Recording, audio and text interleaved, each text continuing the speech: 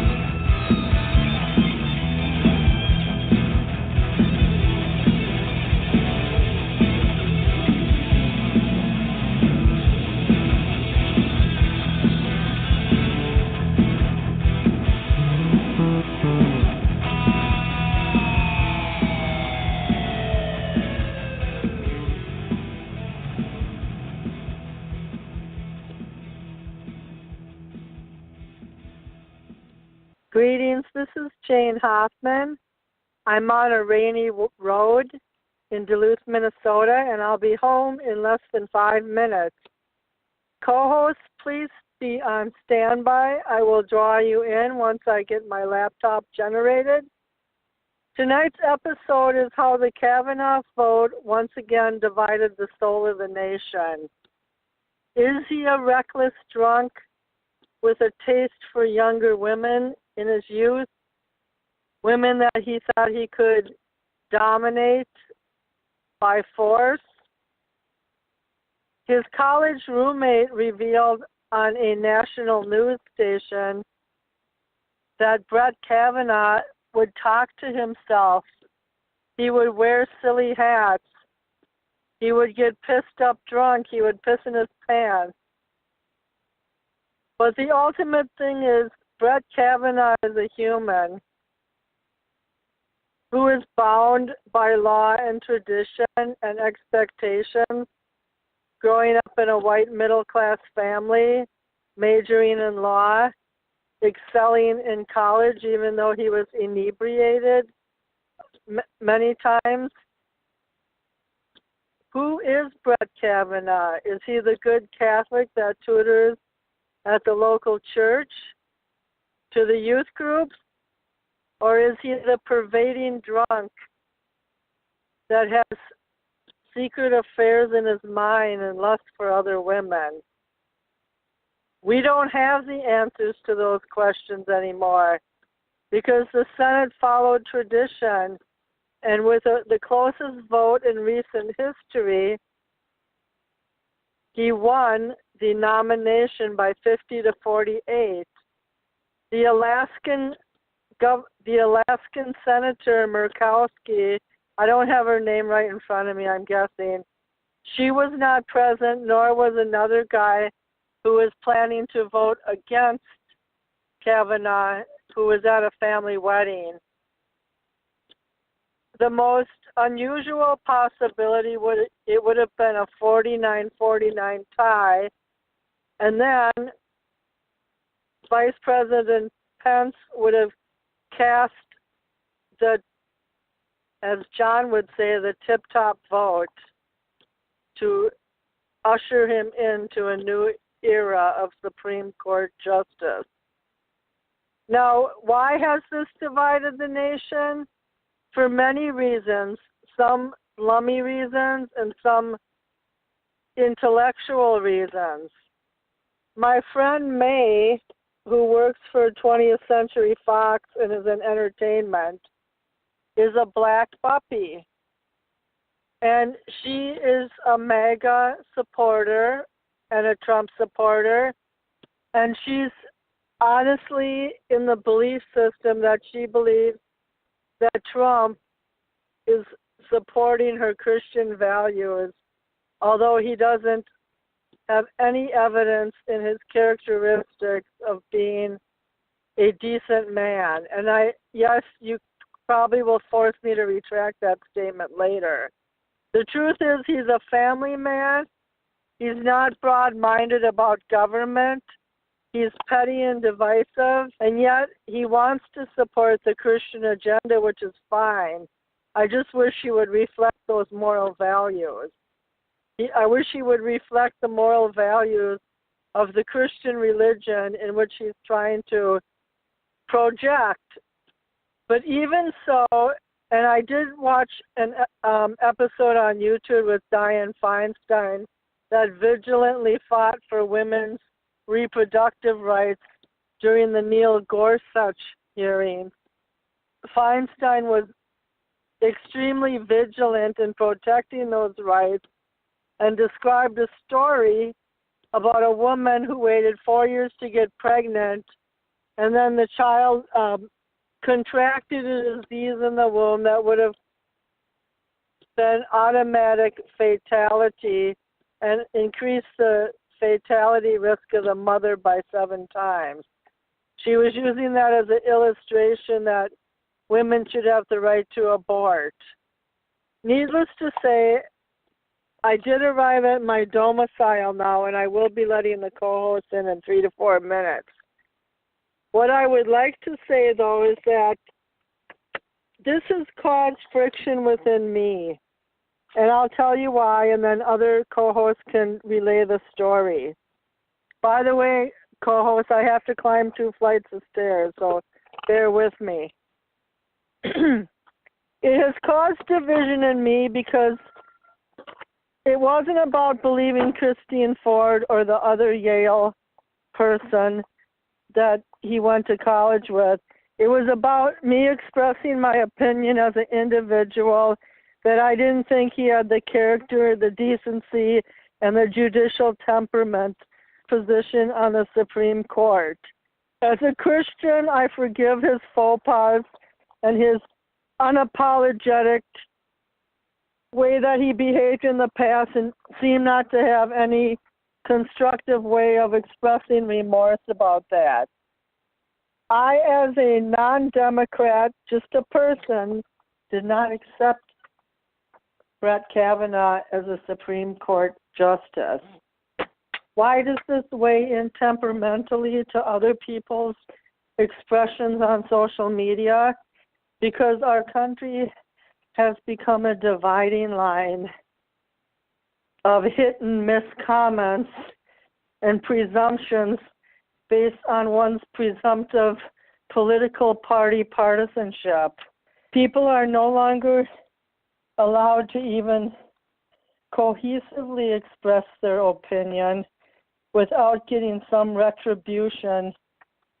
It can be from their church members, it can be from their professional colleagues, or it can be just from some low-class people you know online who got pissed off. I would like to have a constructive debate about Brett Kavanaugh and his dealings in the Ken Starr investigation. Whoever's texting me now, I am going to pull you guys in. I have to get to my laptop. So I'm 5 seconds away from pulling y'all in, so could you please bear with me? Okay, hold on a sec.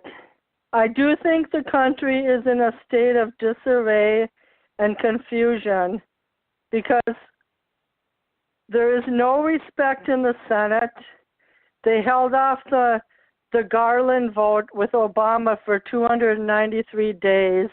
They completely disrespected the office of the presidency during Obama's term. Neil Gorsuch came through with pretty good flying colors. A lot of people approved of him. But this Brett Kavanaugh thing has divided the nation. I'm pulling the co-hosts in within 30 to 50 seconds. So if you can just bear with me, I am going to load the page. Okay, we have 7 callers on the line. We got Wade, John. Hi, Wade and John. Hey, how's it going? We have Albert. Hi, Albert. Hey. Yeah, I'm here.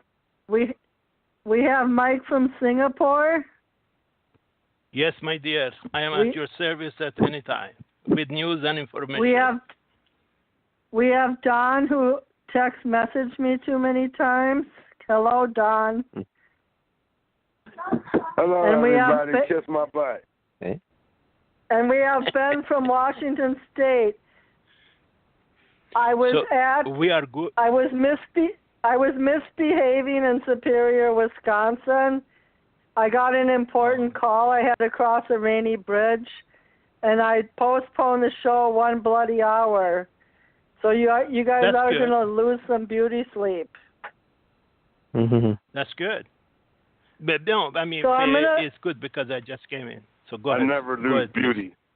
Kitten Gibbon.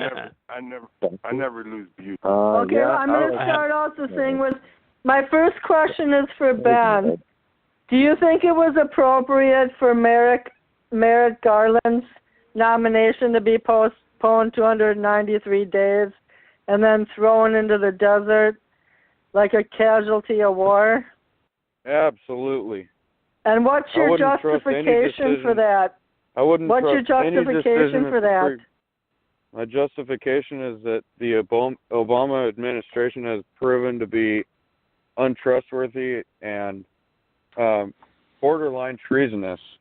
So I wouldn't trust any decision that they would put forward to condone, especially after knowing that the Obama administration was receiving undercover updates from the Trump campaign because of the phony dossier that Peter Strzok and Lisa Page were in on. So just because 2 executive officials were... by the way, you guys, I'm switching to my land phone now, so just give me a sec. Okay, that's fine, dear. Anytime. I think that was a pretty good response. I mean, any administration that's using the FBI as their personal spy gate for a campaign, and then think they can appoint a judge that's going to be unbiased, I wouldn't trust their decision on anything. Yes. Can I say something, dear? Everyone. You guys hear me? Yes. Okay. Yes, indeed. Okay, so I was going to answer Ben, and then anybody else can decide to. So my question is, Ben, just because two executive members of the federal government had shoddy emails and texts between each other, that gives the whole Senate and Mitch McConnell the right not to nominate a Supreme Court justice when it's their job to do so? Yeah. Absolutely. First of all, yes. You can't okay, Mike, when we have 7 people on the line, you can't butt in every 4 seconds, okay? Okay. You got to give people a chance to talk. 2 words. Okay? Sure. Okay, darling, no problem. Okay, Wade, Don, John is on a lunch break. John, what do you have to say about this Kavanaugh nomination and other things you were telling me tonight? I'm going to say, I am going to say my opinion that, divide and conquer, it has been used by Greek kings and rulers, also from Persian Empire, the same thing. So it's normal, Instead of we all have to look for similarities and forget about differences, but then they create more differences between us, then we cannot look for our similarities. Therefore, divide and conquer, they always win. And Kavanaugh, whether is good, bad, ugly, unfortunately he is now Supreme Court nominee. So, what can we do? I mean, what else can we do? Just you have to wait and play it by, in the future. If midterm election, if Democrats win, then hopefully maybe there is some kind of event maybe happen. Maybe they can overturn it or do something.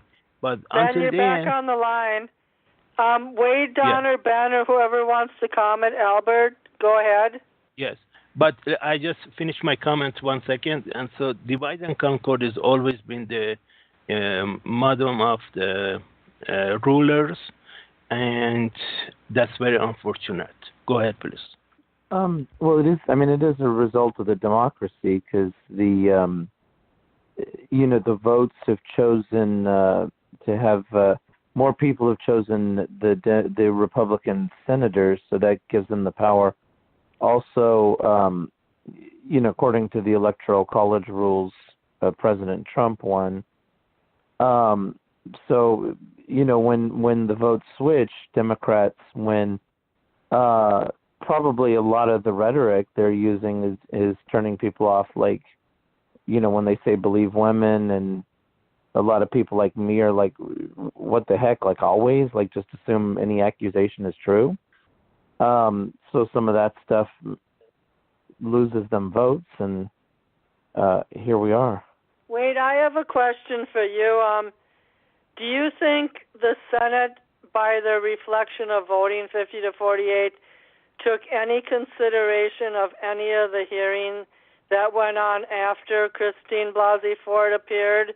Do you think they weighed the matter at all? For example, one of the Republican senator women stated that she did not believe that Christine Ford was assaulted by Kavanaugh himself. She thought it was another gentleman. But do you think the Senate is like dinosaurs, that they really haven't changed with the times? I think they did. I think some of them at least took it into account. I think a lot of them believed this was a tactic, especially the way Feinstein threw it in at the last minute. You know, it's like a poker hand. It's like, you know, oh, you're gonna take the vote. Boom. Here's my accusation. And you keep hearing so many of those, you know, and then a lot of them become very questionable. There's a lot of things still haven't been explained, like why did they say she was afraid to fly, and then we hear she flies all the time. So, you know, the Republicans believe this was just a tactic that they were playing. And, there were so many lies. Yeah. There were so many lies in her testimony. It's unbelievable. The entire thing is unbelievable because, first of all, she has coached people. She's an expert on psychology, and she specializes in repressed memories and adding false memories to people. She has coached somebody in passing a lie detector test. So her testimony about being afraid of the test, she understands lie detector tests like the back of her hand. That's what she specializes in. The other false statement that she made was that she was afraid of the test and that it took so long. The person that gave her the test, that her attorneys paid for, test was only 2 questions. You mean the lie detector test? The lie detector test was only 2 questions long. So how could that take so long? Maybe she had to give a big explanation. Also, she didn't know any of the details that would have made it a relevant police case, and she didn't go to the police. She went to a politician. So she's proven to be nothing but a Democrat operative. And if you want to Google her history, she goes to marches. She is John has activist. something to say about that if he's on the air. He said that Brett Kavanaugh's mother was a real estate agent, and she was the one who foreclosed Blasie's house when they couldn't pay their mortgage payments back in the day. Actually, Jane, that's wrong. She was the judge who ruled on the case, who lost the house to the banks on. So it's far deeper than that. In regards to Blasey Ford, none of her testimony, you couldn't admit it into court. They're trying to judge a person who's trying to qualify for the Supreme Court. They're trying to use a testimony you couldn't enter into court. There's no evidence, no collaborating witnesses, conflicting statements. They couldn't get a copy of both the test, nor of the therapist's notes, nor any of these things. They refused to be given. This was basically it was a sham. It was you couldn't use it as a case. And the thing about this is, you have to look objectively. Are they holding the same standard to all these politicians? We have people. I'm sure. How many of us have had to join Alcoholics Anonymous or Gamblers Anonymous, who have had a legal or criminal case against us in the last 20 years? And would that disqualify us from having jobs and from stating our opinion? Going to the issue of the partisan bias, we all have bias, and it's part of our nature. We're not people biased or partisan when we had the American Revolution or when we had the Civil War against slavery. People joined sides, or when we had civil rights, the civil rights protests. We've always had that. That's just normal. I think the problem we're having here is that when we vote, or we have a process like the appointment of Kavanaugh, we're supposed to respect that. In other words, we're supposed to say, okay, that's the answer, that's the call, let's go move forward. When Obama was made president, I didn't go out and start rioting. I didn't go out screaming in the middle of a meeting. They weren't respecting the meetings, harassing people, following politicians, going to their houses or where they go out to eat and intimidating their family. They're not respecting you have the right to protest. You don't have the right to be violent or to try to overthrow the government. I think that's the problem we're running into. It's not people protesting. It's the fact that they're trying to they're screaming in the middle of the while they're trying to make the decision. That's not the place to do that. That should be respected. It should be quiet. And just like Republicans. Well, John, I do have a comment, and you might find it humorous. Someone on Facebook posted, "I never get hired at the job interviews where I cry and tell them how much I love drinking beer." And by the way, that was not a direct quote from Brett Kavanaugh. By the way, John, I go to Toastmasters once a week, and we use the word doxing as a verb in our word of the day. So you did teach me something this week. You're right. The process was not respected. The whole thing turned into a circus. And it's not that I was appalled at 90% of the nation. I was appalled at how people cannot just express an opinion without always amping it up to the extreme. Like, for example, I have a friend who lives in the Philippines. He went through treatment with me. His name's Eric. But the fact of the matter is he's comparing these handmaided people who dressed up and pounded on the congressional doors with every Democrat. Not every Democrat even put one foot out in the street to protest. All we did is dissent on the vote. So those are the type of problems that are being created. Right, but you're not seeing people that have everyday jobs and children and a life. You're seeing these people that have free time on their hands who are most likely being paid to come and protest. Either they have too much time on their hands or they're actually being paid by one of these instant crowd funding websites. Like you can actually pay for a crowd to show up to protest anything you want. And that's what the people always drop the name Soros. These are Soros-funded crowds. Well, that could be true.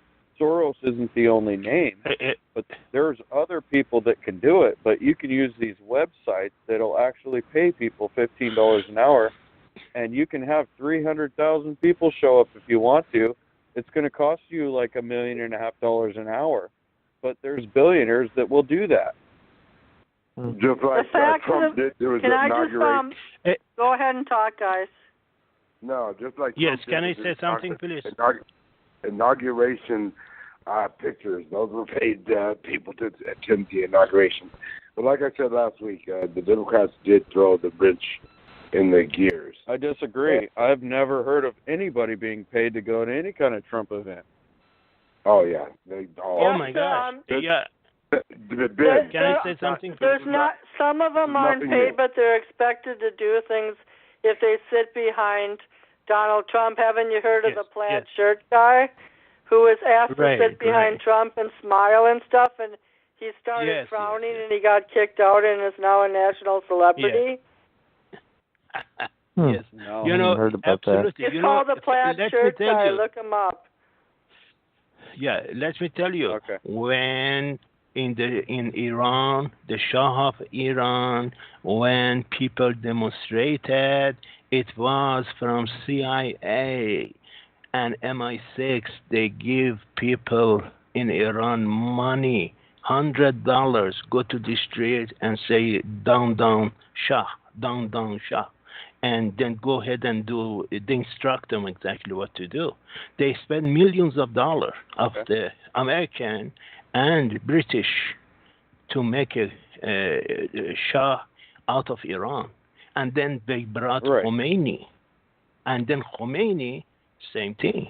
I mean, they give them money to go straight to see who is this guy with the beard. The guy, he's coming. The good guy is leaving.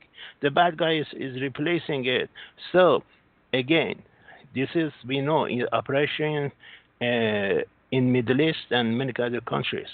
We know that they give money and then people go to streets and suddenly you understand what the hell is happening. These people were...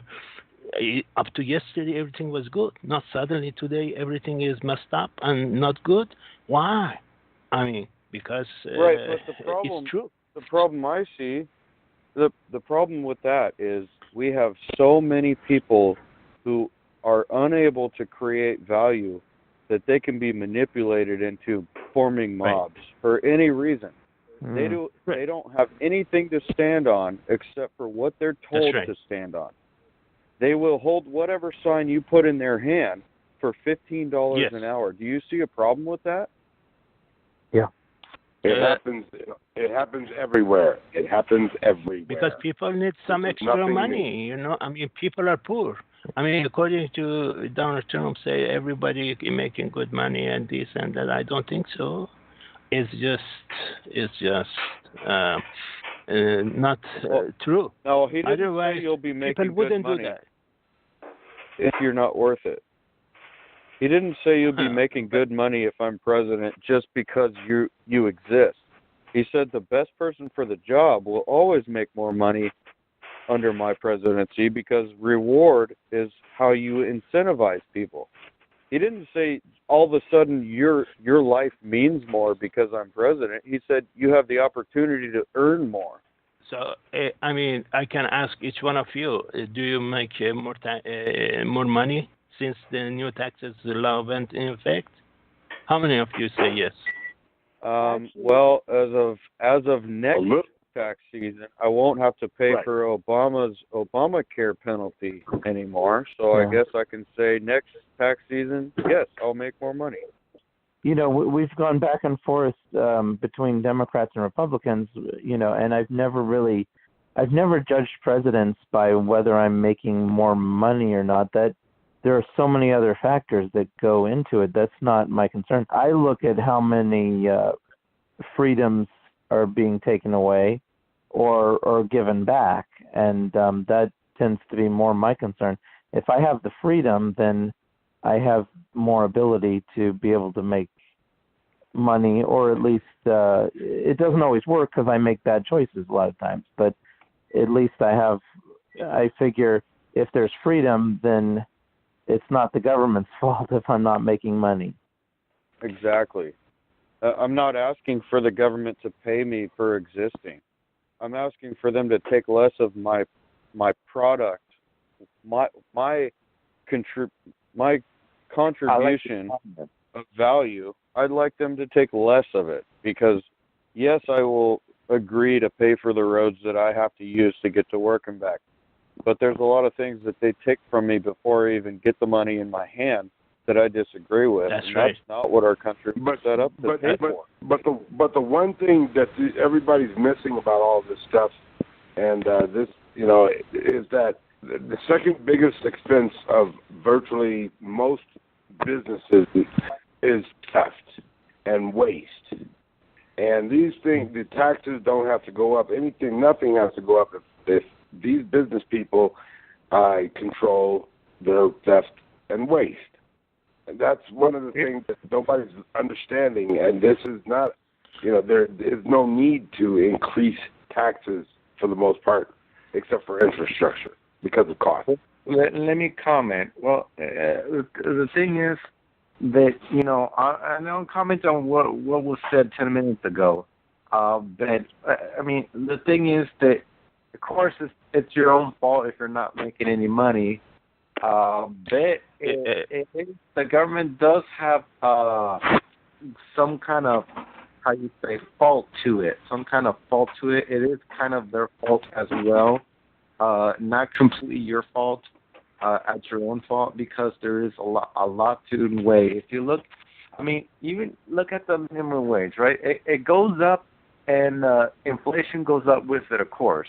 And companies start charging more as the inflation goes up. Everybody starts raising up their prices, and I know this for a fact in the automotive industry because that's where I work at, and I know that the Jessup's automotive repair in Rancho Mirage, California, they're charging $170 an hour to repair vehicles. That's $170 an hour to repair vehicles. And they pay their mechanics $15 to $20 an hour to do the job.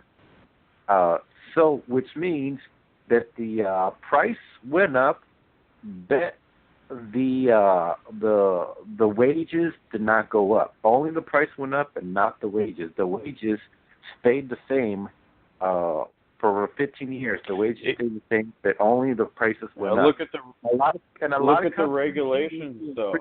You have to look at the regulation costs for a shop owner. The EPA, the ASE, everybody has regulations that they come in and they can sue you if your guys do a bad job. So you have to pay your guys low so you can pay for the regulation costs. Yes, but I'm telling you that the mechanics that work at in dealerships, they were making $15-$20 an hour. 10 years ago. Now 10 years now they're still making that bit. The shops are charging more an hour for the customer, so their prices are going up. They're charging the customers more money, but the employees are being paid the same, because the last administration added so many regulations that the shops had to keep raising their prices, and they didn't get to keep that money. They had to keep raising their prices for the new regulations and new codes. So if you see what's happening with the administration, it comes all the way down to the low guy, because if you own a little garage for working on cars, all the new regulations cost you money every year, and they keep adding regulations every single year because things keep changing. They can't pay their guys anymore. They have to raise their prices to pay the new regulations. So that's what Trump's saying about cutting regulations, to keep more of your money. Well, it takes a little bit of time to actually keep it. Yes, and then the other thing that is not even that discerning, because of course prices are going up on everything, and people are being paid the same or even less. And even if you're making $15 an hour, and the inflation's going up, your wages are not increasing. Once the minimum wage hits $15 an hour, you're back to making minimum wage. You were making more money, but you're going to be back to making minimum wage in 2 years. So you'll be back at the bottom where you started. You know what I mean? You started at minimum wage, and you moved up the ladder, and now you're back where you started. Yeah. Just finish up really fast. So like I was saying, a lot of things are hurting the guy on the bottom as regulations goes up. The guys are making less money, technically speaking. And even if you have money in the bank, right? You have $5,000 in the bank, inflation goes up, minimum wage goes up, money has less value, which means the $5,000 that you have in the bank, it's worth about $4,000, so it's worth less money. So your money that you saved up is worth less, and everything's going up. And even you look at the Mustang GT, back in 2004, 2003, the Mustang GT was $20,000. Now a new Mustang GT is $30,000. It's about $35,000 actually. It's 40. It's when once you pay taxes and interest and everything, it comes up to $40,000. And absolutely. Let me take it from here for all of you guys. You see, everything goes up. Really quick. And let me just finish it real quick. So basically, if you were saving your money, instead of getting if you didn't want to get a loan and get charged, a lot of people at the bottom, they get charged like 20 or 30% interest rates, which is ridiculously high. Unless you got connections, and you're a big business and you get cheaper loans. But the guys at the bottom, they get the highest rate loans for some reason. But anyways, if you didn't want to get a loan, you were saving up to buy a brand new Mustang GT for $20,000. By the time you saved up $20,000 in the bank, now the Mustang GT is $40,000, and you still can't afford a brand new one. So your 20 grand that you saved up is worth less money because of inflation and the dollar's worth less. So the money to have in the bank. So basically, I might say, they keep printing money is fiat money, and absolutely you are right. For example, $40,000 Mustang. Actually, my relative in Nebraska bought it. Yes, that's true. It's $40,000, and with tax and everything came to $40,000 even. But all right. But how much he makes? He's 35 years working in the same company in Nebraska, and how much you think he's making? $35 an hour? No way, Jose. I mean, he's making less than $20 an hour after 35 hours of work in the same factory. Is this justice? What's the moral of the story? Well, the moral of the story means they keep we get poorer, and they get richer and richer, and that's not fair. Right. Go ahead, please.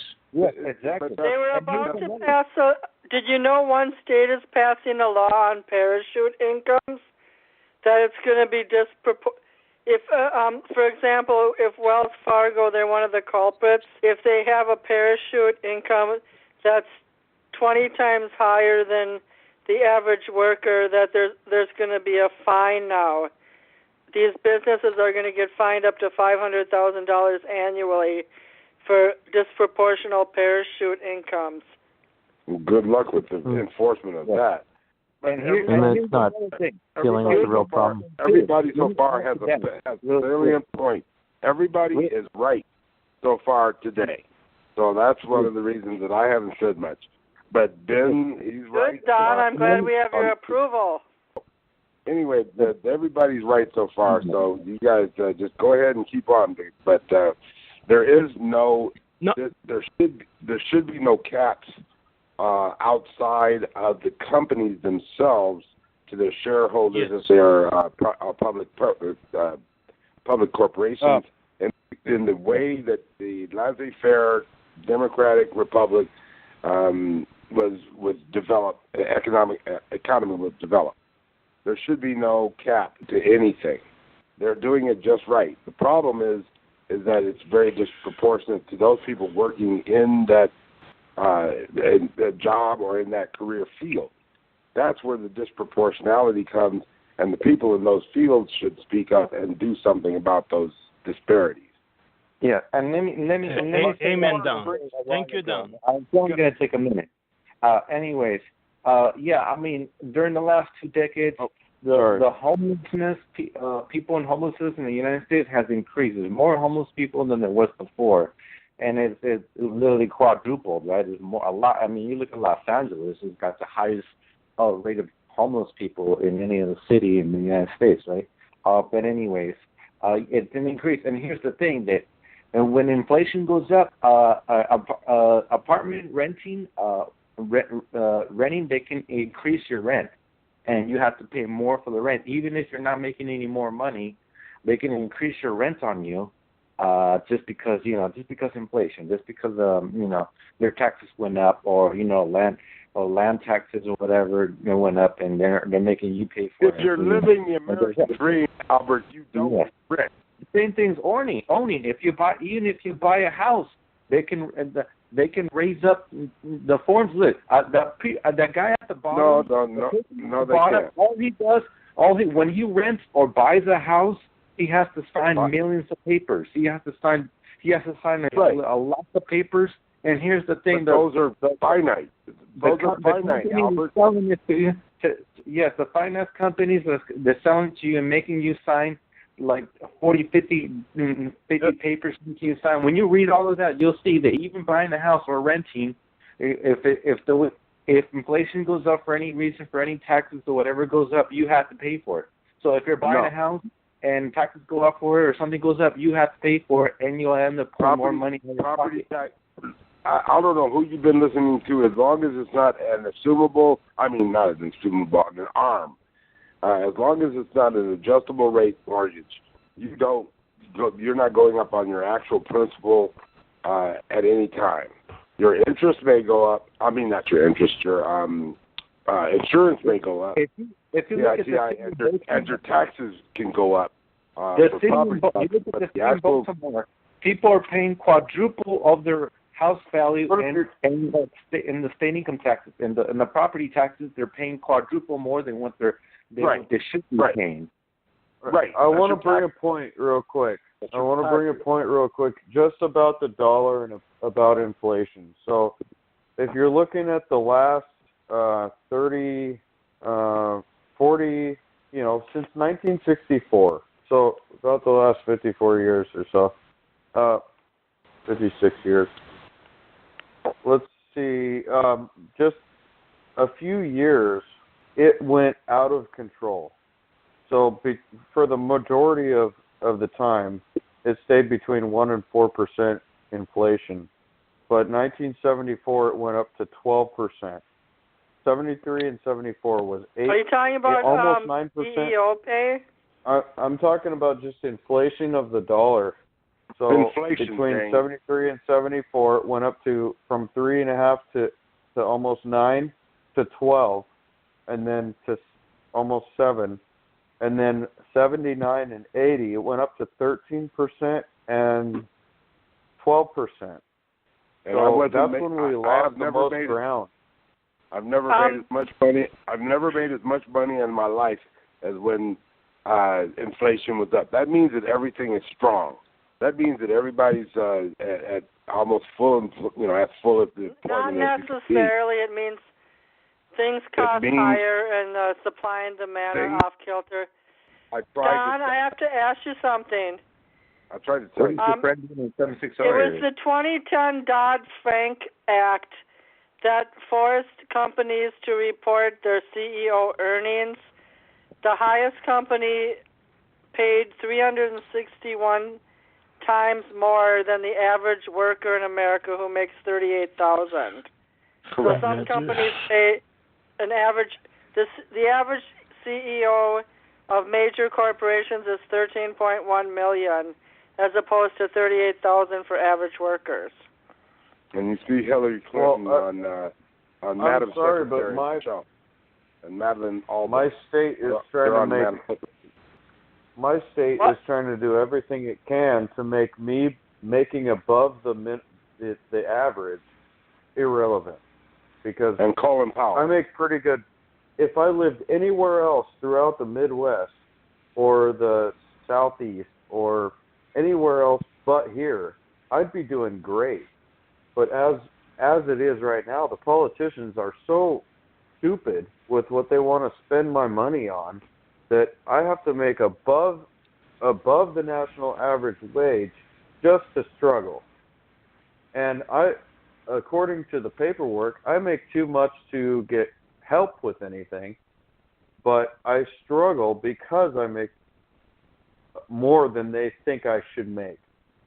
So as far as, national averages, they don't make any sense, because it depends on how much they take away from you, how many times your layers of taxes that you have to pay, and the prices that go up all around you just to let you live.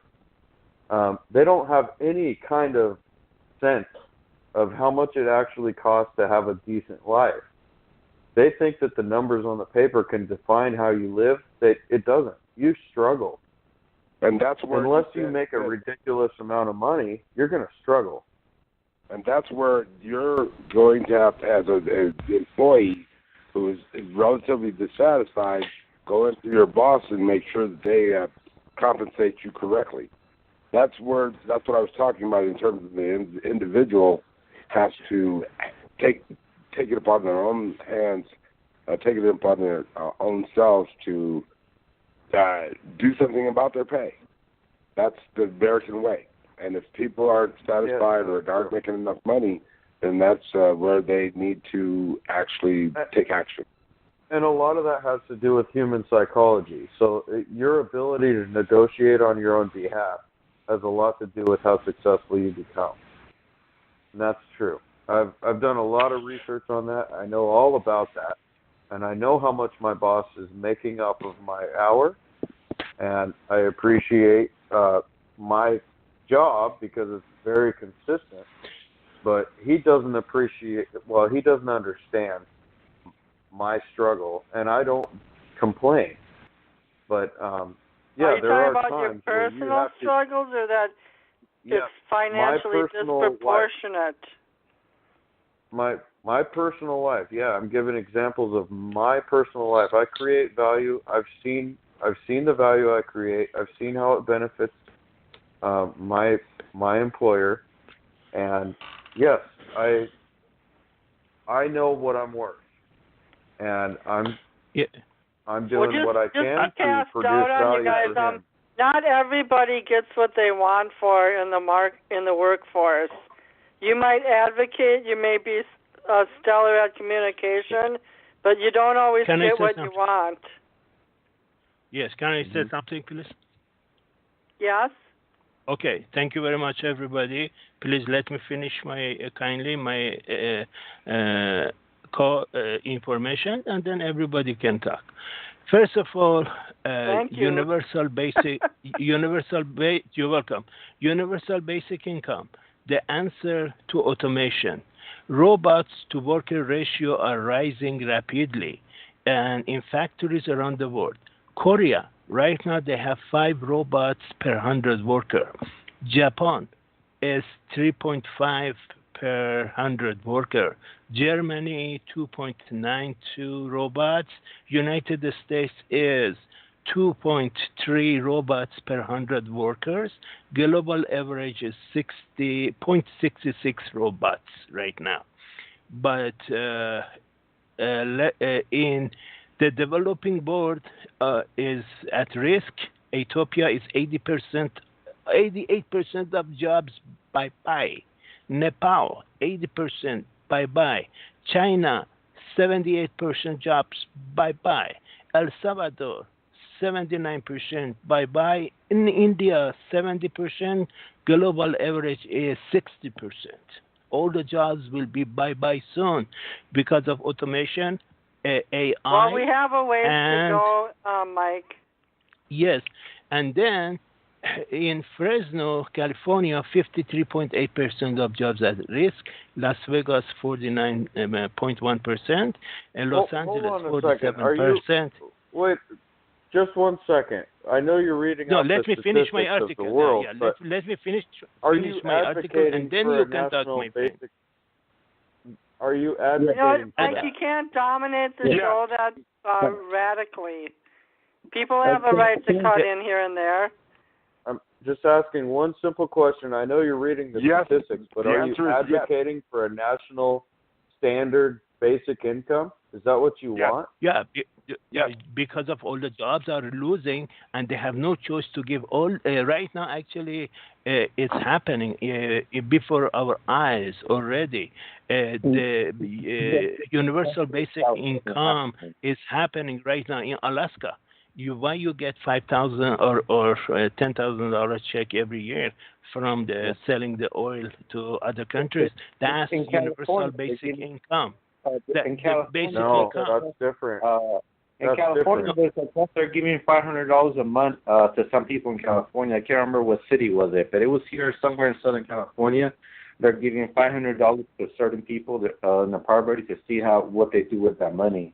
And it's going on right now. I don't know what the that's totally different. I have seen it. Yeah. That's what I'm saying. That's totally different. So in Alaska, the money that you get is for you as a person are going to develop a territory basically for your country. You're going to develop and create value in a territory, and you're being paid for the value of the land. But in California, they're manipulating tax money to pay for automation. That's a totally different two sets of circumstances. Okay, now I want to add. If you just give me 2 minutes of your time, I'd like to add. But I haven't finished my article, my dear. But that's fine. Well, there's 8 people on the show tonight, so we're not going to have time for full-length articles. Yes, and I'll just go 2 minutes. It won't take long. It'll be 2 minutes. So, anyways, I was talking about how property taxes are higher than what they should be, and you're paying more, and your mortgage more than what you should be. And here's why. I'll just play it. Just listen to it. 2 minutes. Who've experienced this. Homeowners pay property taxes based on a city's assessment of the value of their home.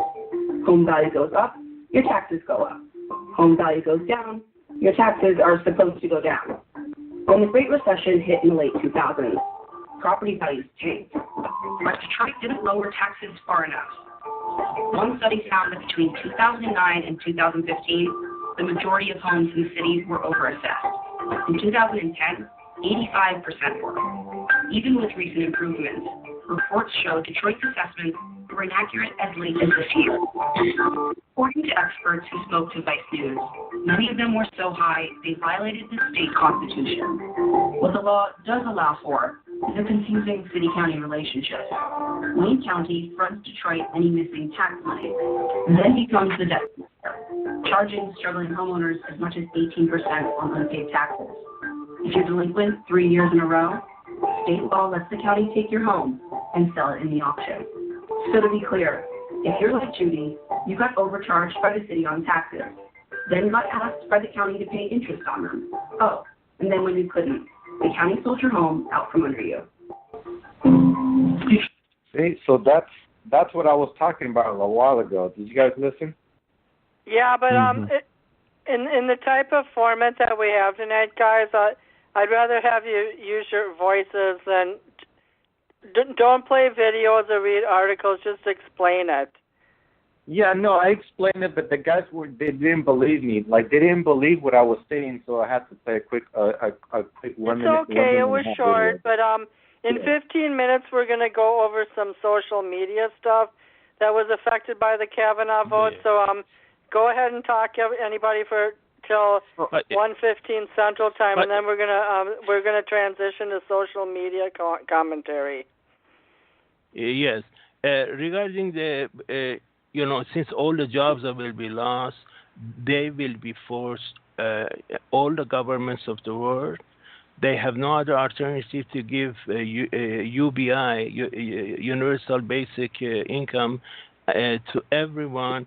Minimum is $1,000 every month, regarding of their work or retired, whatever it is. Everybody will get $1,000. In Sweden, right now, everybody get 2,500 euro. In Sweden, right now, and in Kenya, in Finland, Switzerland, Netherlands. In Kenya, on April 14, a non-profit organization called Give Directly announced the word first true universal basic income experiment. The $30 million program will distribute unconditionally to benefit 6,000 people in sub-Saharan Africa. It's going to fail. Why would you think that people deserve money just to be alive? Where does that money come from? There's no value Martin Luther King said, let me say what Martin Luther King said. I am not convinced that simplest solution to poverty is to abolish it directly by a new widely discussed measure, the guaranteed income. Even he knew it at that time. That's why income of what? Go ahead. That's what I'm asking you. Somebody has to do the work still until we get all those robots.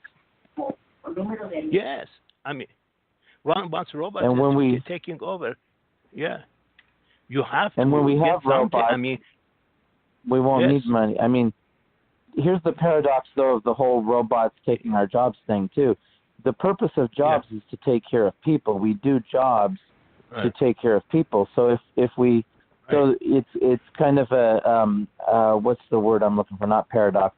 Okay, if we have the idea that if we have enough robots that people are unemployed and therefore they can't meet their needs because they can't work. That is contradictory, because then the robots aren't doing all the work, because if all the work is being done, then all the needs are being met, because the purpose of work is to meet needs. So it's contradictory. There's a word I'm looking for, not paradox, but that it doesn't make sense that would ever happen. Yeah. We talk about Alaska story. that Alaska has become implementing is now brand of basic income since 1982. It's called Permanent Fund Dividend, PFD, which is derived from earning and investment of Alaska Permanent Fund, APF, portfolio for diversified assets. And since implementation, spending and saving regularly increase, and around the time the dividends are distributed, increase in purchasing power has resulted in 10,000 additional jobs for the state. Poverty rate among Native Americans fell from 25% to 15% between 1980 and 1990. And only 1% of Alaskans report that they work less because of the UBI. Go ahead, please.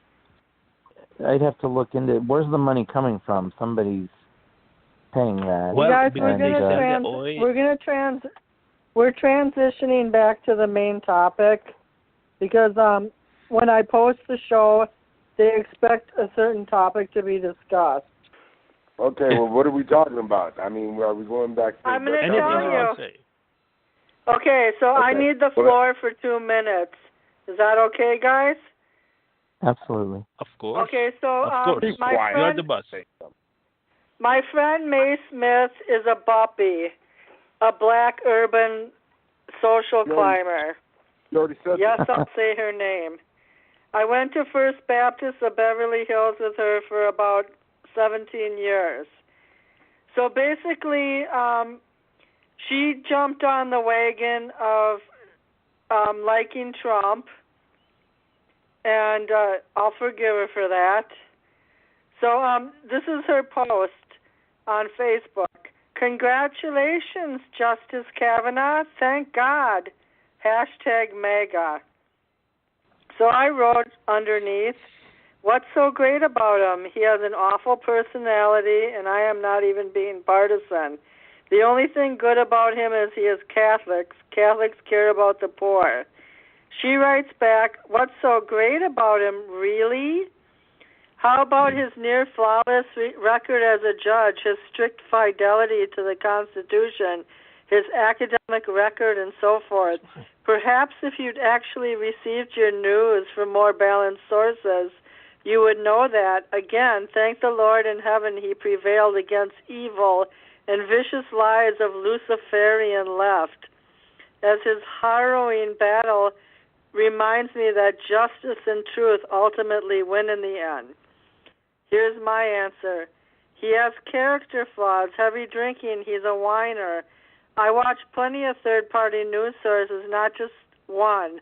How would you know? I haven't seen you in 10 years, and I check out all the angles of the news. Plus, I run a radio show with 2 conservatives, 2 left-wingers, and 1 independent. And if you are anti-Lucifer, tell me one visible Christian trait Donald Trump has. Did Jesus crucify people in public? No. He got crucified because he was chosen as a sacrifice for people to recognize their sin. How many individuals blindly conform to standards to please others? How many individuals conform to, Do you think Brett Kavanaugh has done true self-examination? Our country is in trouble, and you of all people should be able to know that. Christine Blasey Ford didn't lie, but even if the Senate didn't believe her, it doesn't matter. They simply don't care anyway. The midterm election will determine where the nation is headed. I also wrote, don't forget your roots, meaning your black roots, and your humility. Don't be a suck-up to the elitist money-making class, a.k.a. white privilege, I might add. No one in Washington gives a crap about constitutional boundaries for the most part. Wake up. Okay, this is the main part of the thing I want you guys to hear. She wrote back, everyone has character flaws, and the ones that were attributed to Kavanaugh were based on lies, plain and simple. And if you believe that Ford was telling the truth, then perhaps you should do some self-examination It was clear to me that this woman was not only lying, as evinced by the fact there is absolutely no corroborating evidence. It was also quite apparent to me that she was crazy, baby voice and all. Wow, do you even believe in the presumption of innocence? You know one of the basic tenets of our judicial system? Clearly not if you supported that woman. Insofar as Trump goes, he supports far more biblically based Christian beliefs than the Democrat Party by a long shot. Case in point, he is staunchly pro-life and he openly acknowledges God. On the other hand, the left attacks Christianity at every turn, and they really seem to be extremely anti-religious unless it suits their purpose. So much that they even booed God at the Democratic Convention in 2012. And then she sent me a link to a video.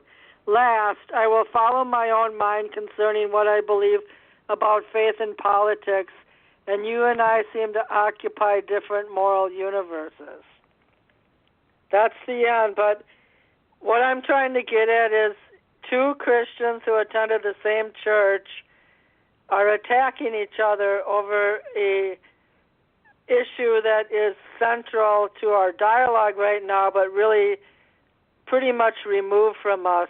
We don't have to get this emotionally involved. Well, Any you know comments? one thing. In terms of Christianity, lying is one of the biggest abominations there is. So we've got a president and possibly a Supreme Court justice who are going to be in hell.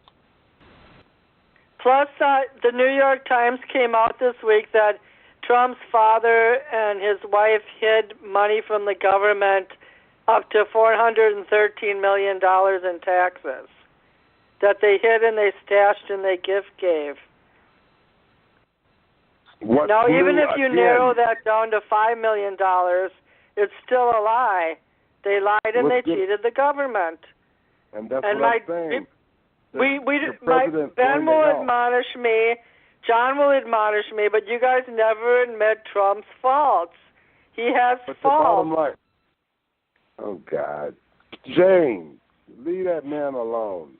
He's going to hell. He's going to hell. And just think of all the men who are going to screw women and then have babies after Roe v. Wade is outlawed, and then the DNA is going to be evident who's the baby daddy was. It's like those shows happening. What is that? Those people they come and fight in front of TV, and then at last he said, "This is my kid." Oh, okay. No, I'm going to. It's going to be the Jerry Springer hour in Washington D.C. Yes, exactly. Thank you very much, Jim. Well, I appreciate you. The big concern on the right, and you know that's something we should talk about, is the impression.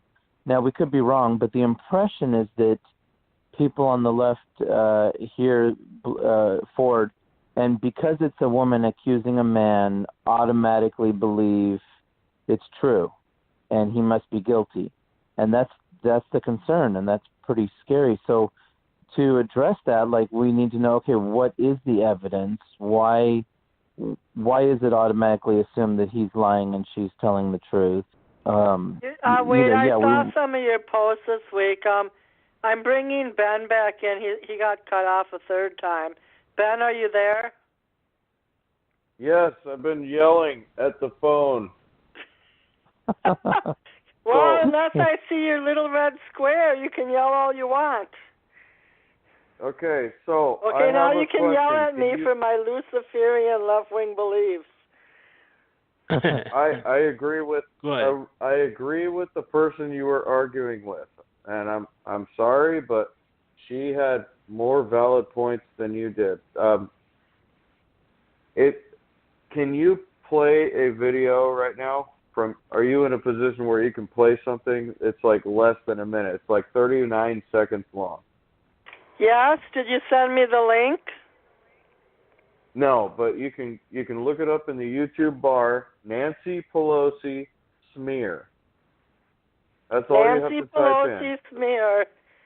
And by the way, Ben, I sort of agree with you that I lost that argument, but what I was trying to point out on social media is that we should never get to a level where two people of the same religious faith doubt each other that much and with that type of language, even though we didn't swear.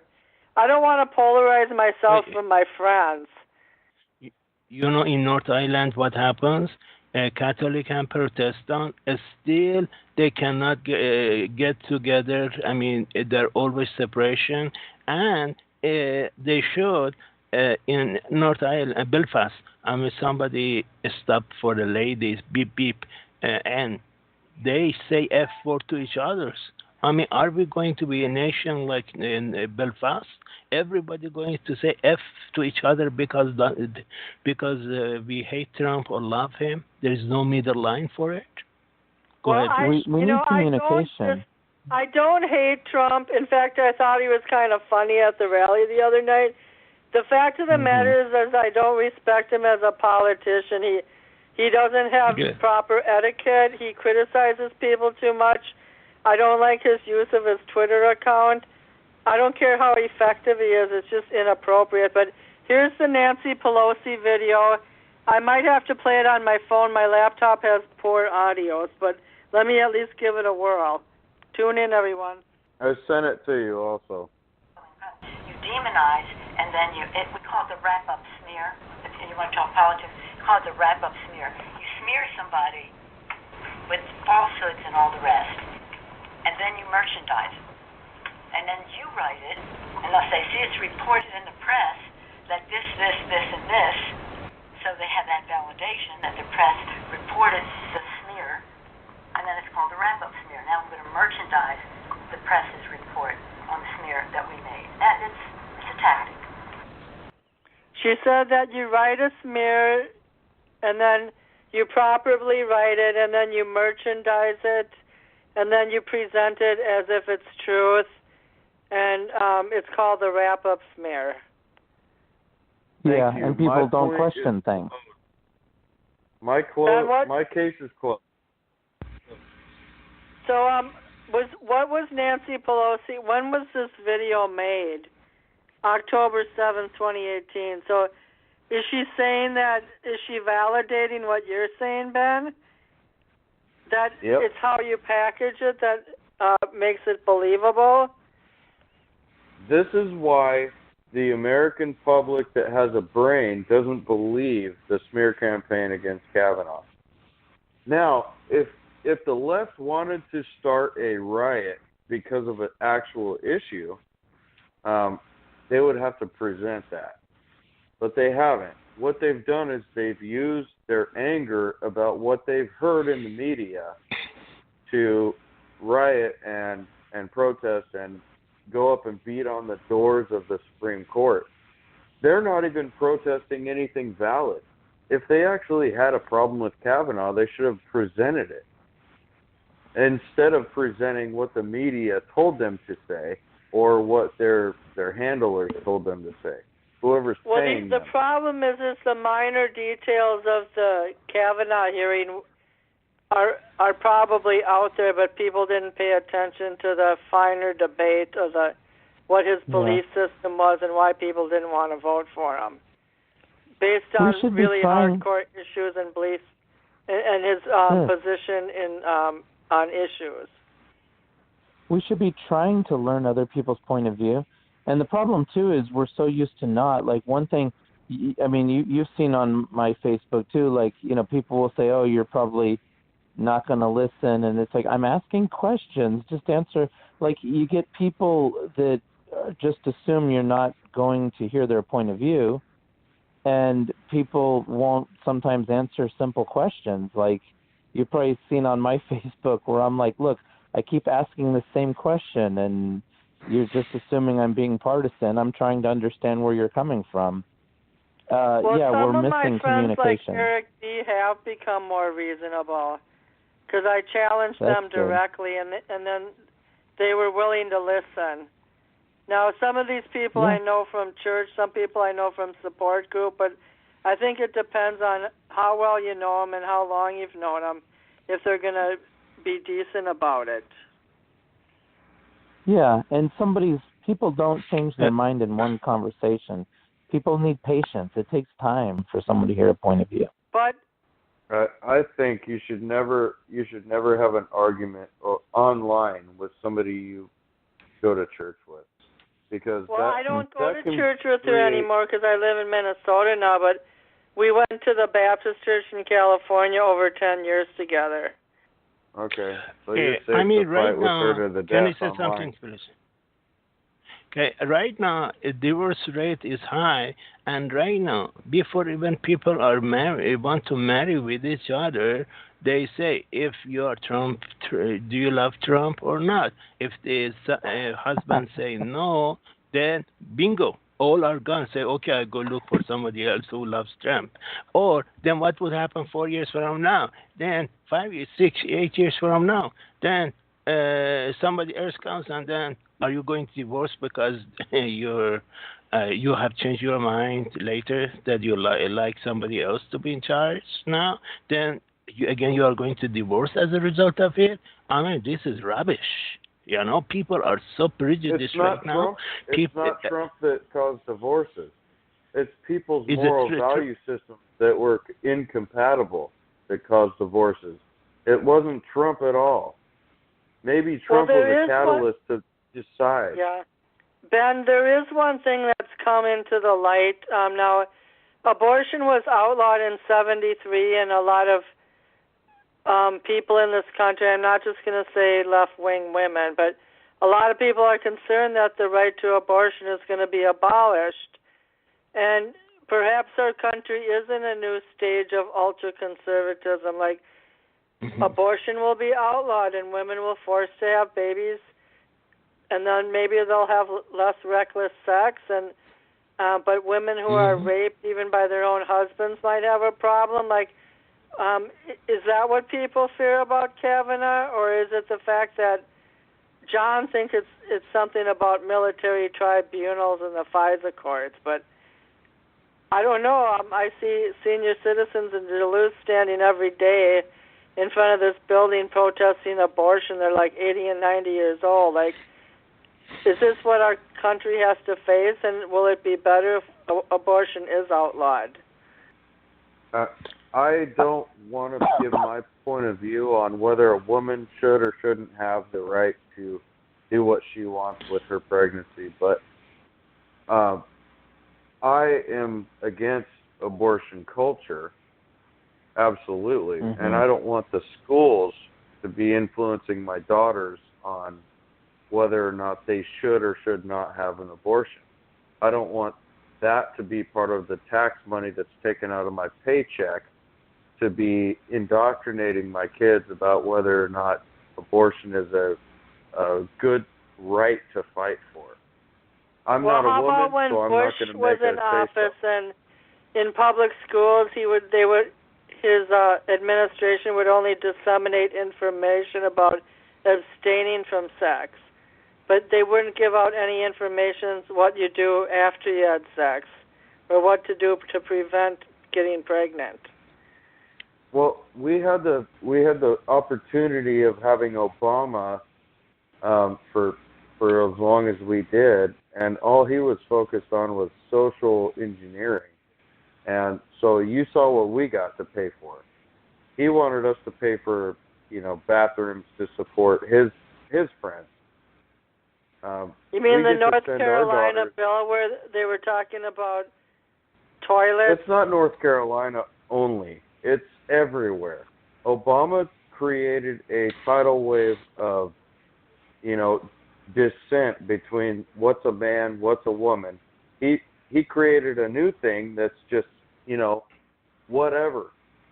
So you get to send your daughter into a bathroom and you have no idea what's going to be inside the bathroom that you send your daughter into. That's what Obama's legacy is to me. And I helped him pay for that. Well, guess what happened at Walmart the other day? I disagree with him. There were two. I went into the family bathroom, right? There were two stalls and two urinals, and I was in a hurry, so I went into the first store instead of the women. And I closed the door of the stall, and I went to the bathroom. I zipped up my pants and walked like I was exiting, and there was a full-grown man pissing in the urinal, and no, he wasn't my family. So that's the last time I'm going into a unisex bathroom because you never know what you're going to get. Yeah, exactly. Don't they have There wasn't a way to lock the door in this one either. And it was at Walmart. Legacy. What, Ben? Because I hope I didn't gross anybody out, but I went into a family. It's at a family bathroom. It's not as big as women's or men's, and I guess I just didn't estimate the risks involved when I decided to take that shortcut. What's funny about that is that I heard stories about when the Olympics were in Beijing, China. There was people concerned about the bathrooms that were in service, that there was just bathrooms with holes in the ground. So they had to do a whole lot of remodeling all over the city to figure out their bathroom situation for global use. That's what Obama wanted to create. He wanted to create, controversy surrounding something that we shouldn't even have to fight about because we've already become civilized. Why would he want to regress us several hundred years where we have sexual issues in bathrooms with children? He didn't think about that. Or maybe he did. Maybe that was part of his agenda, to create something to distract us from what's going on in the world. Maybe he just did it to appease the LGBTQ community. Oh, yeah. But why? Why? I don't know. It did cause more problems than it did solutions. Exactly. If you want to give special rights to a special person, you have to take them away from somebody else to give them. Yeah. So most of the time, not all the time.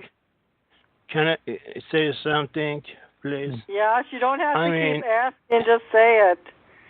Oh, Carson, I don't want to be rude to everyone. That's fine. My friends, in Europe, they have unisex bathrooms.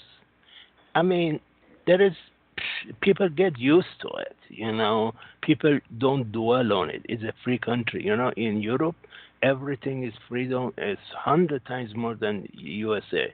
You can smoke marijuana, anywhere you want, pretty much.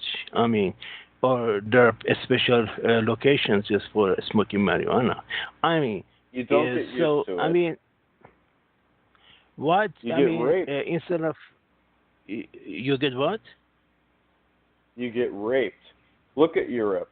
Look at the rape statistics. Look at the actual statistics on rape since they started mass importing people.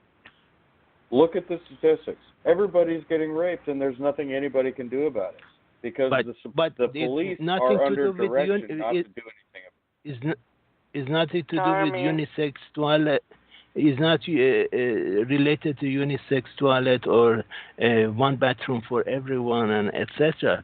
The reason they rape because they brought Syrian refugees in which they have been, when did the PTSD. rape go up in Sweden? They have a PTSD. They have PTSD. When did the rape started going up in Sweden? Okay, when they brought imported Muslims. Refugees. Yes, when the refugees came. Yes. So then why you blame it on unisex toilet? Why we have even to talk 20 minutes for unisex toilet? We have other things to do. I have a question for you. It happened at the Why same did the time, birth rate go down in America? Because repressed white men didn't know what to do with their you-know-what. Huh? Okay, I'm sorry, that was a... Because men and women were being pushed to hate each other with the news and the battle of the sexes. Joke. All right, that's all right. You admit it, so that's fine. Have you guys ever seen that T-shirt? It's like white women wear it who are corporate climbers. I forgot to have children. Have you ever seen that T-shirt? No. You know why? Because I'll stop with my bad jokes, but I was assuming Don was going to pitch in and say something. Yeah, Don. Black people like having babies. Black people love having sex. Oh no, let's not get that stuff going. All right. That's it. Because they want population reduction. That's why we have more gay and lesbians, men, and woman to woman, etc. is increased right now, alarming in United States because they want to have a population reduction, and that's one thing. They make everybody gay or lesbian.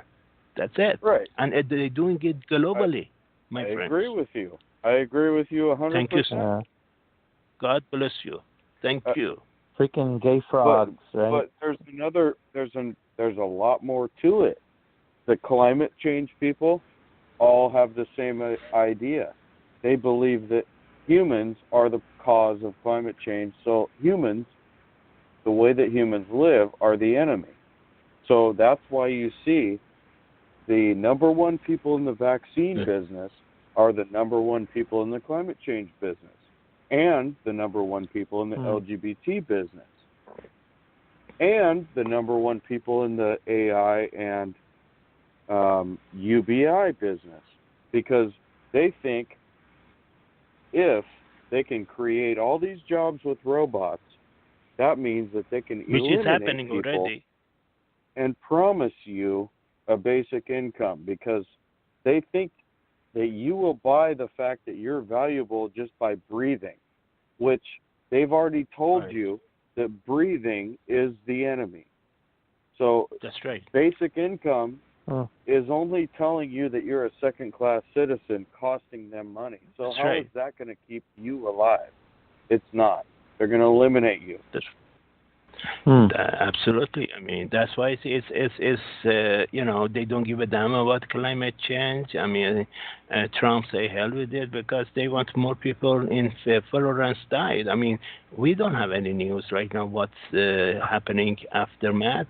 The first 3-4 days we hear, and there was one lady in the BTR had a special show from North Carolina, and God bless her. I talked to her and she was crying. I comfort her, but the question is, I mean, we don't know what happened to anybody anymore. We have more homelessness as a result of Florence because 25% of people had the flood insurance, and the other the majority of 75% did not. So what happens to all 75%? Nobody talks about this issue because we are too busy with the Trump effect, my friends. The Trump effect does not kill people. The climate change effect will kill people. The climate change people have an agenda that has an anti-human agenda. They'd like to return the Earth to whatever the Earth should be that it should be. But that means eliminating so many people that you wouldn't even believe it. Their real agenda to stack and pack people into dense populations, it isn't because cars are bad. It's because they want to control everything you do. They want to put you into a stack and pack because you're easier to control that way. They can give you a McDonald's that you can walk to. That means you don't need a car anymore. That means that they can just close 2 gates and then you can't get out of your city anymore. That's right. That's what happens in Ireland, Belfast. They have a close an area, the door at 6 p.m. It's better you be in the other side of the Catholic side, or if you are in the other side of Protestant, it's better you be in Protestant side. Because if they close it, you cannot go anywhere. Nobody allows you in their home because they know you are Protestant or vice versa, you are Catholic. So you are messed up for one night, and even if you sleep in your car, it's not safe because they know that you are Catholic or you are Protestant, vice versa. So it's happening already. Yes, you're right, my friend. Look at Belfast. Please see some movie in Belfast. You will be shocked. What do you think about what I just said, Wade? Because I know you're a libertarian, and I know you would probably agree with some of what I just said, at least. Oh, absolutely. Well, yeah, the thing is, if they care about climate change, and I don't know the science. Like, okay, I'm not going to argue what the science is, but the solutions is, I certainly don't think the government's our solution.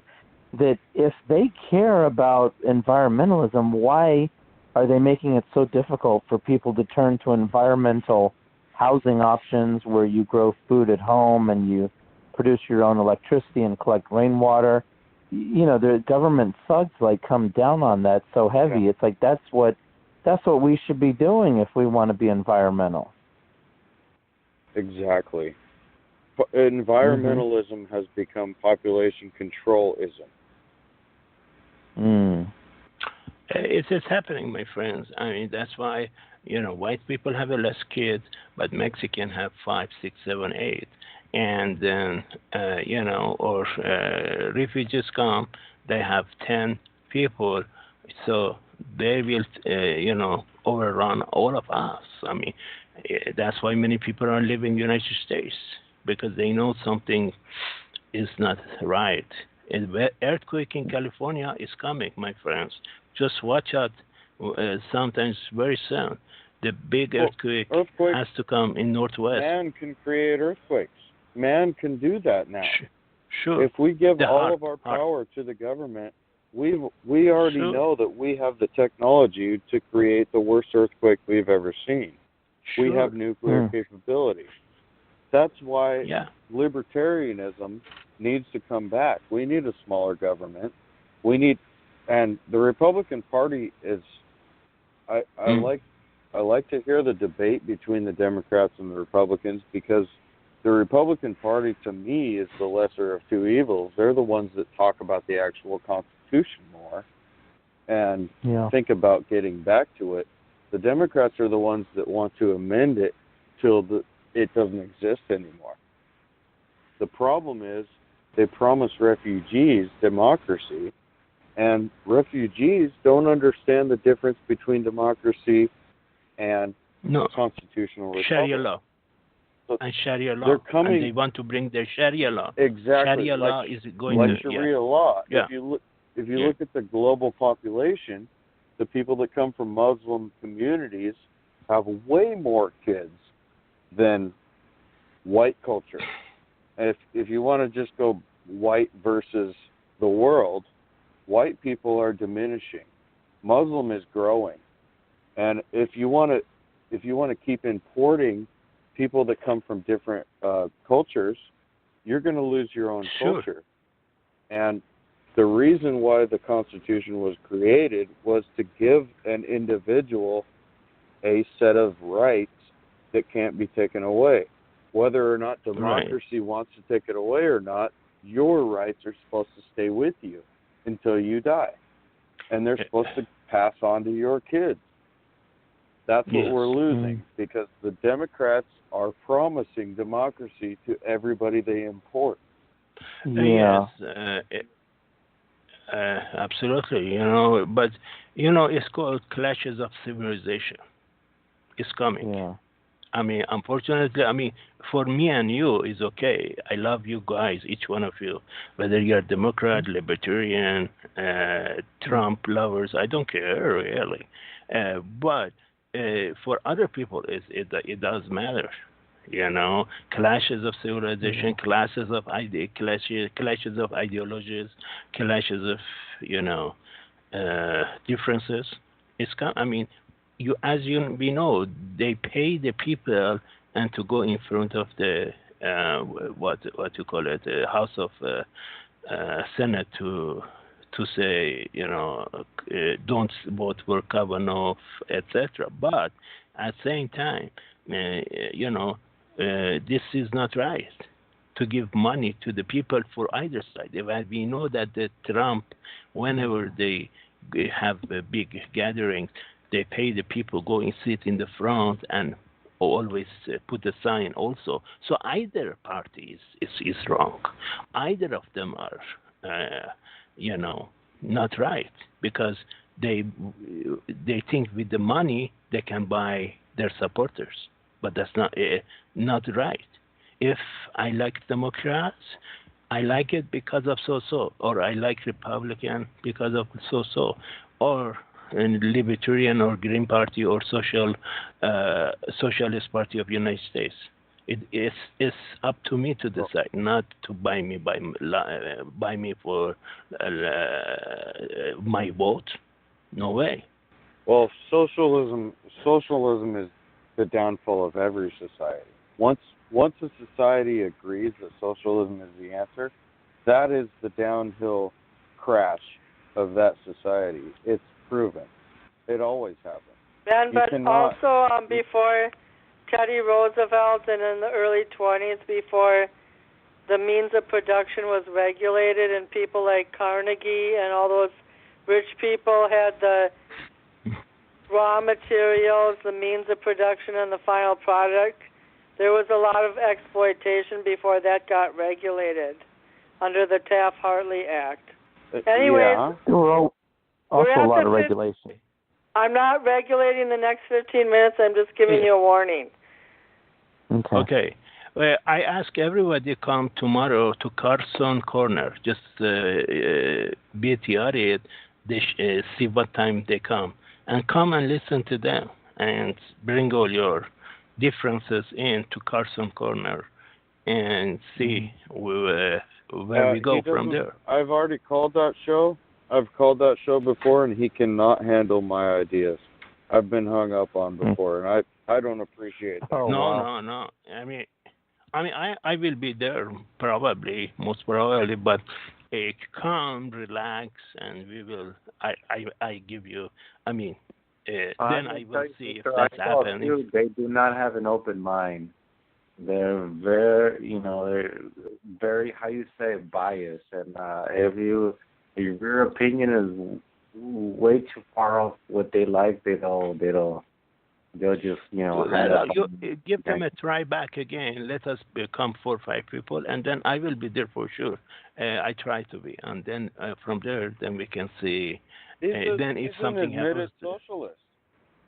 They're both on board with socialism. They don't understand the dangers of what they're trying to push, and both of them are completely useless in society. I can't condone what they do and what they push for, because they don't produce any value, and they promote a system that doesn't even work. As far as economics goes, their system will crash a society. That's what they want, and that's their freedom. They can have their freedom to want that, but they don't understand how it will crash a society. And they have learned from me enough to know that they just hang up on me. They can't argue it. They just hang up. Maybe,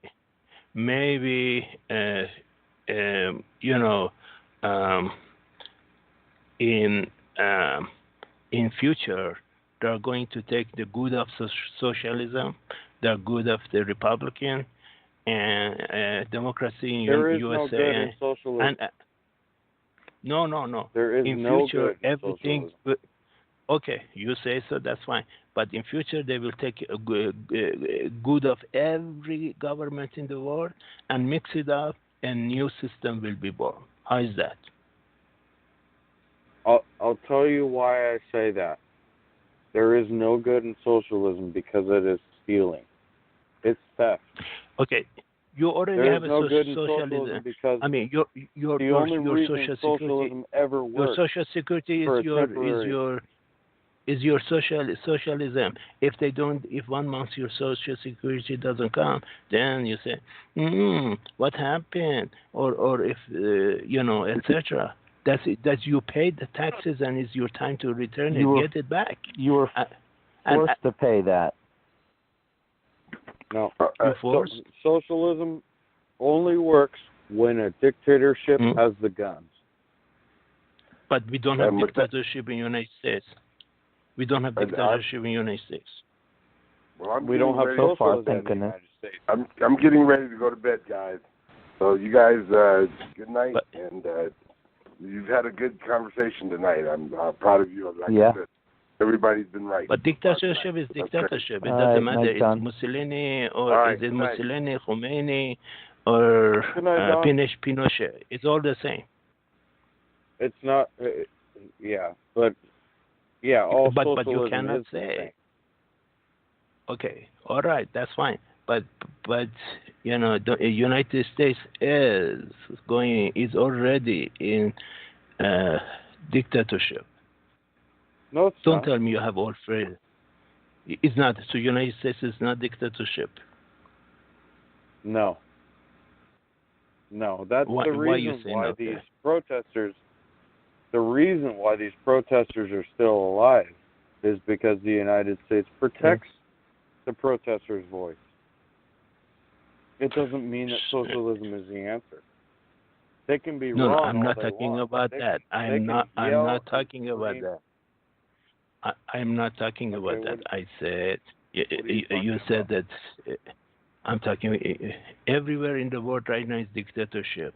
There is no place democracy in the world except Israel, and there is another country maybe. But No, all the countries in the democracy world is are the wrong word. I'm saying democracy is the wrong word. You know So- what a full democracy is, right? It's just it's majority rule, mob rule. That does not explain what we were supposed to be as far as the Constitution goes.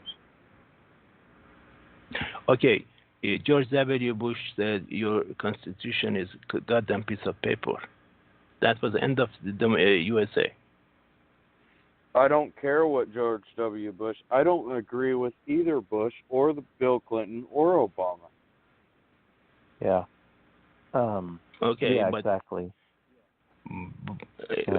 So tell me, whom do you like then? Which one is the best for everyone? Majority.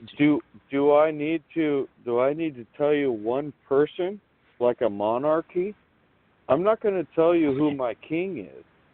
I appreciate what I understand to be the Constitution because it makes sense to me. It tells me that I have a right to live how I want. That's the country that I was born in. That's the country I was told I live in. Democracy doesn't explain that to me. Okay, so you said democracy is dead in the United States. Is that right? No, that's not what I said. Democracy is not the United States Constitution. That's what I said. Okay, so what is the Constitution of the United States then? The Constitution of the United States dictates what the government can and cannot do to you. Okay, right now, do you have right to bear arms? Do you have a second constitution right now? Yes or no? Yes. Huh? I have I a say Second no. Amendment right guaranteed by No, the federal you don't have it. government with No, the Second Amendment. right now they should in United States. This guy had one pistol. I mean, shit. There were 80 cops surrounding him. Okay. And with one pistol. So don't tell me that you have right to bear arms. It's gone. United States, bye. No, it's not gone. It's been abused by the government. Yes. But what the Constitution says is not what the government abides by. That's why I do not support the Democrat Party, because they're the ones that try to eliminate the Constitution every chance they get. And socialism goes along with the Democrat You guys, Party. are we almost at a stopping point? Not yet. I'm Okay, that's somewhere. fine. Keep going. I got a good analogy between republic and democracy. Okay, so because the thing is, the world is big and there's plenty of room for people to do their own thing. So republic is like a restaurant and everybody goes and here's a menu and you can order what you want. A socialist democracy would be where you go to the restaurant and everybody votes on what the cook's going to fix everybody. And why do we need that? Restaurants go great letting people choose what they want. Exactly. Yep. Okay, tell me, is it a United States government of people, by the people, for the people, or is it government of corporation for the corporation, for benefit of corporation? Go ahead. Well, I'm not going to tell you be. what the Constitution is and what it's been abused No. to be. I ask you, the government of United States right now, is it government of people, for the people, by the people, or is government of corporation but for the corporation by the corporation. You know, the original Constitution was for the people by the people, but what it actually says in the text, in the document, it is for the individual person. It is for the individual. So if people have the idea that this is a democracy and you can just rally people with, you can pay 500,000 people to come and rally to get rid of every right that we believe that we have in the Constitution, this is not a democracy. The democracy that is promised to new people and to Democrats is not what it is. Our politicians are promising something that our Constitution doesn't provide. And they think the more people they import and the more people they indoctrinate, they will be able to eliminate the individual like me and like Wade, the rights that we believe that we should have, and we can back it up because we both read the Constitution. We both know that we have a right to live our life the way we want, and democracy is not going to change that. That's the difference between a republic that's backed up by a constitution and a full-on democracy that can fail itself. Okay, so we know that, since September 11, right now, nobody has any more rights. You know that. By Constitution is finished. That's a very absolutist statement. We don't have as many rights as I'd like us to do. I mean, we don't have no rights. I can choose what color shirt I wear tomorrow. I wouldn't say no rights. But I mean, if not somebody attack you, my friend, maybe that color of shirt, or if say Obama, for example, say MAGA, maybe somebody attack you. You cannot even put a hat or be right now. So that's what I say. That's what I keep saying. The rights are taken. We don't have enough rights. Slowly. Absolutely. Right. It's like a frog. I last time I said, you put a frog in the pan. Put it higher. Heat. The frog is not just going jump because it knows that if it jumps, it will be free. But it stays there, and that's what all of us in the same shoes. Yeah. My friend, that's what Absolutely. I'm saying. Our rights are taken, but one by one, and then you don't feel it. And then when it comes, then you say, "Oh my gosh, I don't have any more rights. What happened?" That's what I'm saying. Yeah, I think John would agree with that too. Yeah, that's what we're all saying. Yeah. Absolutely. Yeah, that's what maybe I said it differently, but I mean, I'm sorry. That's what my main point was. That's all. Wasn't it you that was advocating for a universal basic income? No, I just read it for you. I just read the information for you. How many people will be out of jobs, and how many people will be by the year 2025? So we have less than 7 years. I agree that we are losing the jobs. Yes. But do you agree with the fact that it's right to pay people just to survive, just to live, just to be alive? Remember, Martin Luther King. He said that the best way to come out of poverty. I don't want to know about Martin. I don't want to know about Martin Luther King's opinion. I strongly believe there should be something like that because regardless of you work or not, you should get. Right now, I mean, in Sweden, people get 2,500 euro regardless. Of our country. That idea your jobs are taken. Of our Constitution. No, your jobs totally are taken. What our Constitution. Okay, when you come and your jobs is taken, what do you do? How you survive? You create value how you can. You adapt to the environment you're in to create value, to make yourself valuable. You don't accept the fact that you being alive is worth money. Because money is value. And if you don't create value... So you say it's good to become like African and to be hungry and to be skinny and to be waiting for the people from USA and go there to give them food and water. Yeah, I described an oxymoron.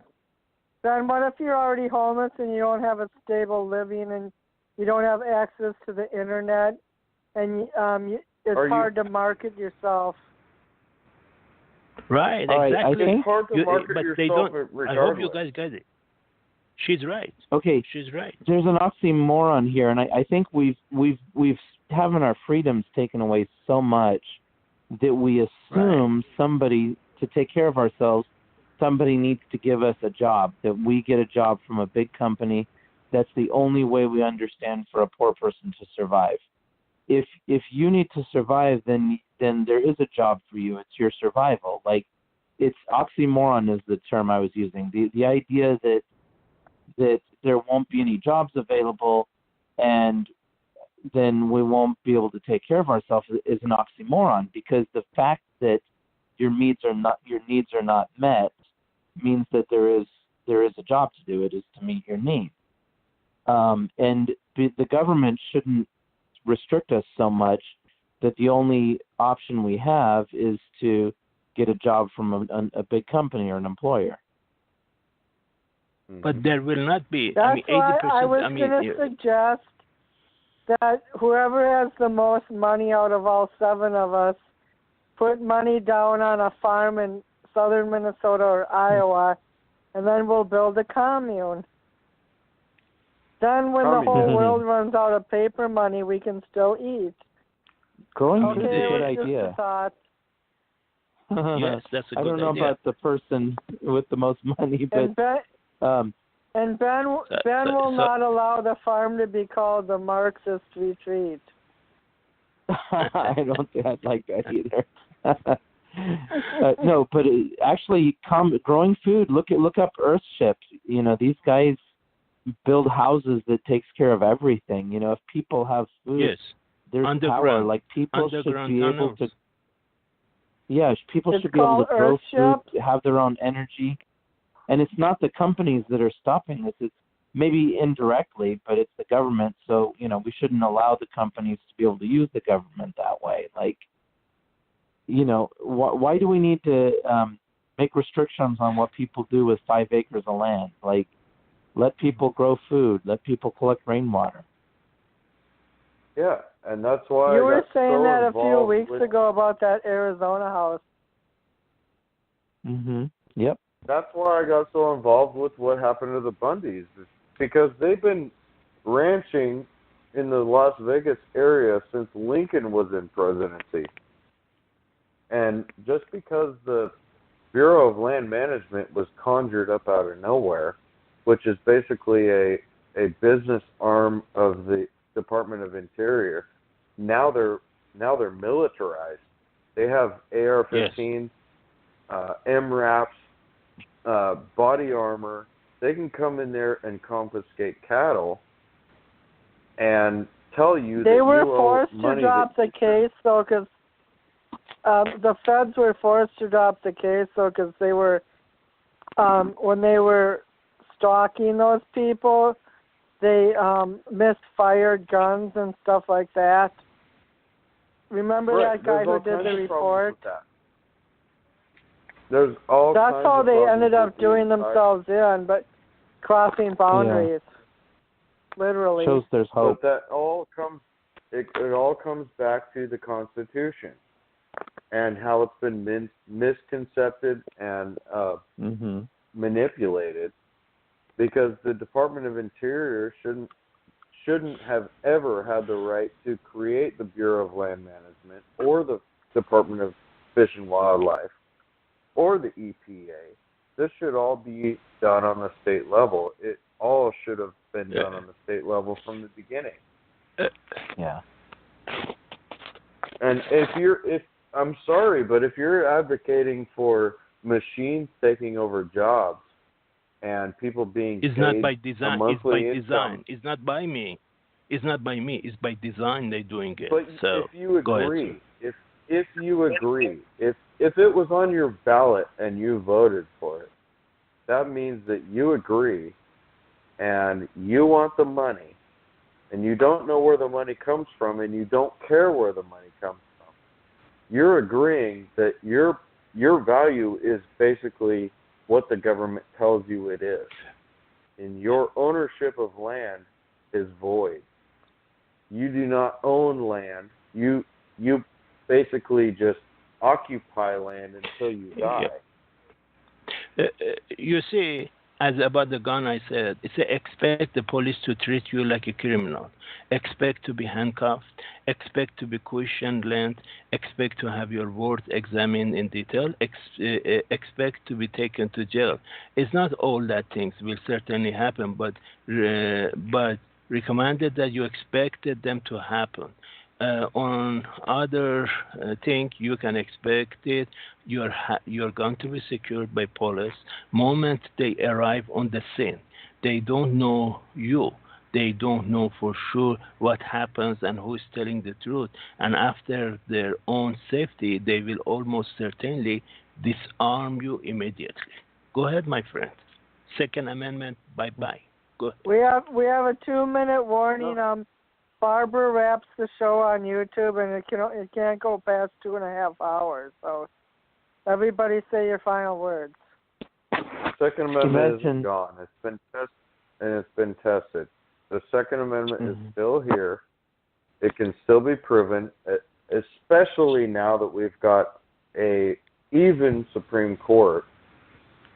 The Second Amendment can actually be tested correctly. So, it's going to take cases to test it, but it will be tried. And the things that happen to the Bundys and things that happen all across the country will have to be tested again. And they're not gone. They're not bye-bye. They are written into the Constitution. But it's almost. We are a republic. Almost. That's true. Well, they're trying to do the Second Amendment, what they did over there in Australia. They got rid of all the guns over there in Australia. And they're trying to do it here. But first what they're trying to do here in America is militarize the police, then get rid of our guns. So basically, the militarizing the citizens unarmed. Except for the criminals. The criminals buy their guns in the black market. Yeah, but remember one thing, that hurricane that hit Florida in 4 years ago, about 5 years ago, you remember, they showed this 8-year-old woman had one simple gun with hair. Oh my gosh, they went to her house and her house was half underwater. My gosh, they pushed her, they beat her up. They scared from one small gun that she had. Oh my gosh! So that's what I'm saying. Unfortunately, we are like a frog right now, and we are not jumping out of the pan yet. And unfortunately, it will come 5 years, 2 years from now, 3 years from now, under the Trump leadership. We are going to have martial law in this country, and he will be the king of the king. Go ahead, please. When you moved here, did you get a copy of the Constitution? How do you know he's going to be reelected again? Because of Mike from, did you get a copy of the Constitution to keep? Of course, I have it. I have it on my system right now. Bill of Rights. Well, but the question is, Federalist Papers?